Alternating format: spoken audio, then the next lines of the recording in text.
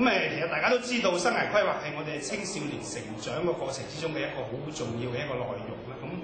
咁生涯規劃可以幫助佢哋了解到自己嘅興趣啦、自己嘅能力啦、自己嘅價值觀啦。咁亦都可以認識到人生之中每一個角色同埋每一種職業對於社會有咩貢獻啊、有咩重要性啊，咁從而係好指導佢哋好廣泛咁去規劃自己嘅一生，同埋喺社會實踐中就會調整到自己一個角色咁樣啦。咁科學合理嘅生涯規劃對於一個人嘅每一人嘅青年人係一個非常之必要嘅一個工作嚟嘅，咁亦都係職業生涯規劃嘅過程中一個好必然嘅要求啦。今日呢一場升大學科專業介紹會就係我哋2009年度嘅生涯規劃嘅活動嘅一個序幕嚟嘅。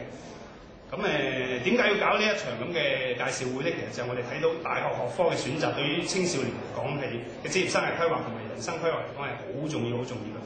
咁但係我哋嘅數據其實顯示到，高中學生選大學嘅專業其實係非常之慢。畢業嘅時候咧，面對大學將會揀咩科？咁最重要、最關鍵咧，大家記住兩個方向。第一就係自己嘅興趣啱唔啱，係嘛？自己要讀乜嘢科？或者係自己讀嗰個咧興趣，自己有冇呢個興趣？自己有冇咁嘅條件去選讀呢個科？譬如簡單頭先講一講就係話，如果你好怕血嘅，係嘛？咁你點去揀醫科咧？係嘛？你成日要開刀㗎，係嘛？大醫生成日都要開刀，成日見到血聲嘅，咁見到血都暈嘅，咁你讀唔到㗎嘛？係嘛？咁呢個你而家要關鍵咧，就係話你自己有冇咁嘅能力，有冇咁嘅條件去揀讀呢啲咁嘅科目，係嘛？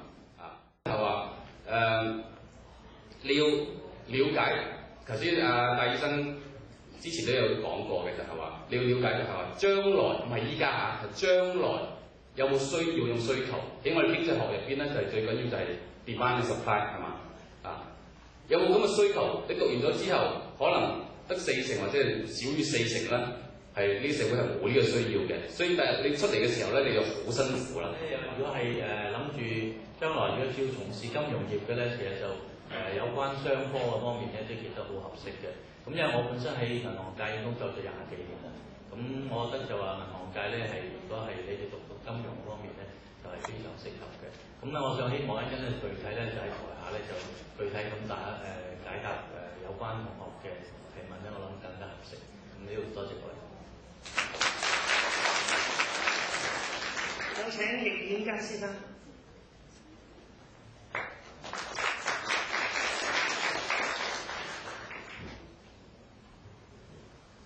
午安，大家好，各位嘉賓、各位同學，好高興啦！新青協咧邀請我哋澳門專業導師協會，我係澳門專業導師協會嘅代表易遠嘉。咁我從事咧就工商管理呢個範疇嘅，我喺呢個行業咧已經係超過20年㗎啦。雖然我係好年輕，不過已經係20年㗎啦。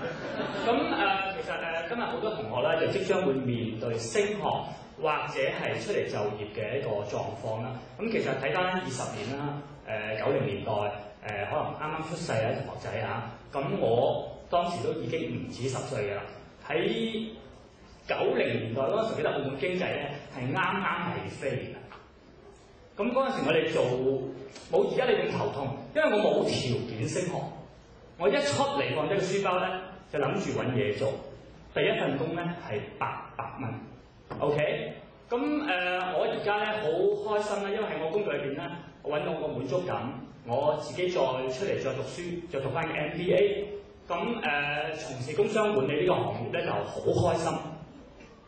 我諗好多學生都會問好多問題嘅，關於求職或者將來揀科目咁樣嘅。咁作為一個專業嘅人資源顧問咧，其實我每次做 interview 同一啲啱啱畢業嘅學生咧，佢都會問我Alan， 我應該點樣去求職或者我讀呢科喎，但係其實我咧就想做另外一個行業，究竟你贊唔贊成？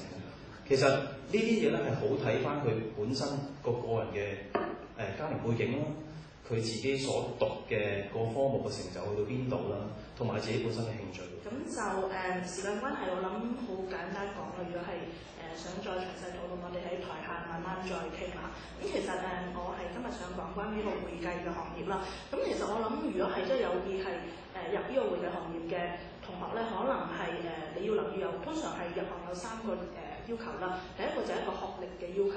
咁我諗喺今時今日嘅社會咧，一個大學嘅學位咧都係幾必須下㗎啦。最好係一個會計專業嘅學位，但係亦都唔係必須，因為有好多嘅會計師樓咧，其實佢都會每年都請係好多咧係唔係會計科畢業嘅同學嘅。咁但係當然我哋要經過一個培訓咧，咁其實都可以應付到我哋會計嘅日常工作啦。咁第二咧就係一個專業嘅牌照啦。咁頭先澳門經濟學會劉生咧都講到咧，其實係要考牌。咁牌照方面咧，澳門有佢自己嘅考試啦，係由呢個政府財政局舉辦嘅考試。嘅一個專業咧就係市場策劃嘅。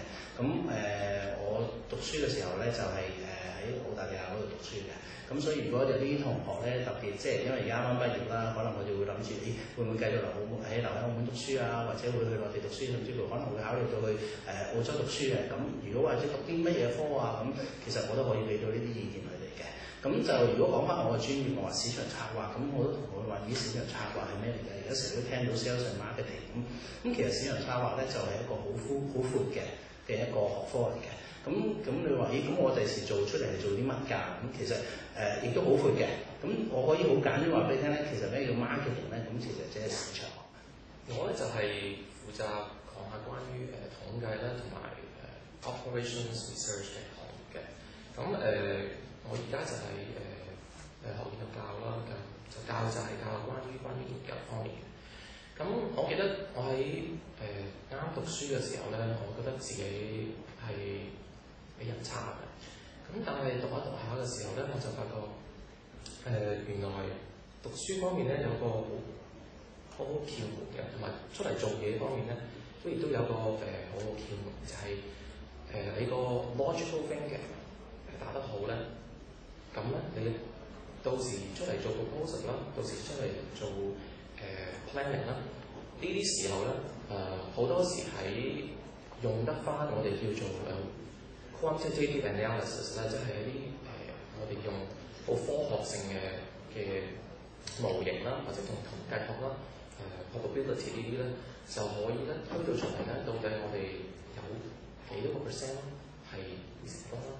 咁如果以我嘅經驗嚟講咧，因為我喺 UF 都做過嘢嘅，咁佢哋咧就好注重喺research 方面嘅。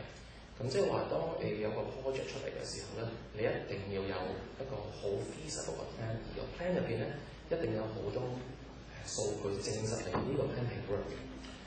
而譬如喺 marketing 入邊啦，或者係喺economics 入邊啦，或者係其他 casino 啊其他管理方面咧，咁呢啲全部都係好有用嘅。咁所以我覺得咧，一個成功嘅商人咧，喺而家呢個時候，特別係而家 competitive 嘅 industry 入邊咧，你喺呢方面 statistics 啦，同埋呢啲咁嘅 quantitative 嘅 methods 嚟個抵達得好咧，咁對你成功咧，就其實係已經成功咗一半㗎啦。咁另外一半係當然睇下你點樣 execute 你自己擁有嘅 knowledge 啦，同埋你點樣去 execute plan 啦。另外一方面咧，咁我喺 US 度做都一段好長嘅日子啦。咁如果大家有興趣，想問下喺 US 讀書有啲乜嘢嘅經驗啊，我可以 share 俾大家啦，同埋有啲乜嘢嘅 tricks 啊，有啲乜嘢嘅 tips 大家要知道咧，咁我都可以大家分享下嘅。多謝。